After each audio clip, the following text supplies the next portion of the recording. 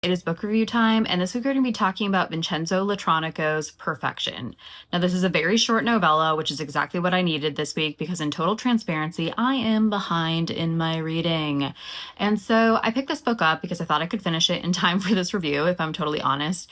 And I was so pleasantly surprised. Now, Perfection follows Anna and Tom, who are two graphic designers and digital creators living in Berlin. The first couple of pages of it really set the tone for the rest of the book. It's essentially a very detailed description of Anna and Tom's apartment. It's describing this very specific aesthetic that the couple has tried to cultivate that is, for them, the externalization of this lifestyle that they really want to lead. All of these plants whose vines are draped ever so specifically over open shelving in their kitchen.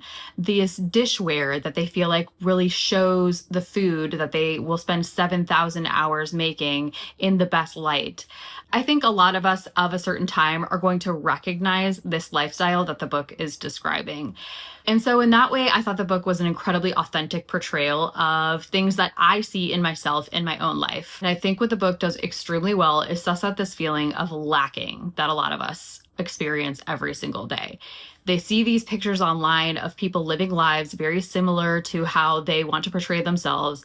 And yet the day-to-day is that it's a little bit messier, it's a little bit more difficult to achieve, it's a little bit more expensive. And even though they feel really happy as a couple and have achieved a really good amount of success, they were able to move away from their hometown, they were able to navigate a really expensive city life, there's still this lingering fear that they're not measuring up. And there's this line of the book that I think summarizes that really well that says, they worried they were content merely being contented, as if there's always something more that we're not doing that we should be achieving that is reflected back to them in the media that they consume every day.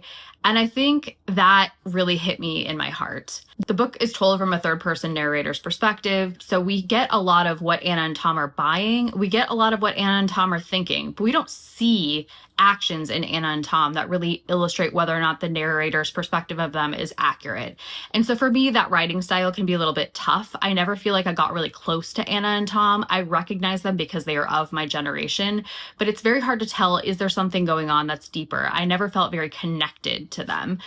But I think overall the book is a really interesting portrayal of the time that we're in, and it's a super quick read. And for that reason, I would recommend it, if not for just a little bit of reflection on what you could be doing in your own life to maybe feel a little bit more content in your contentedness.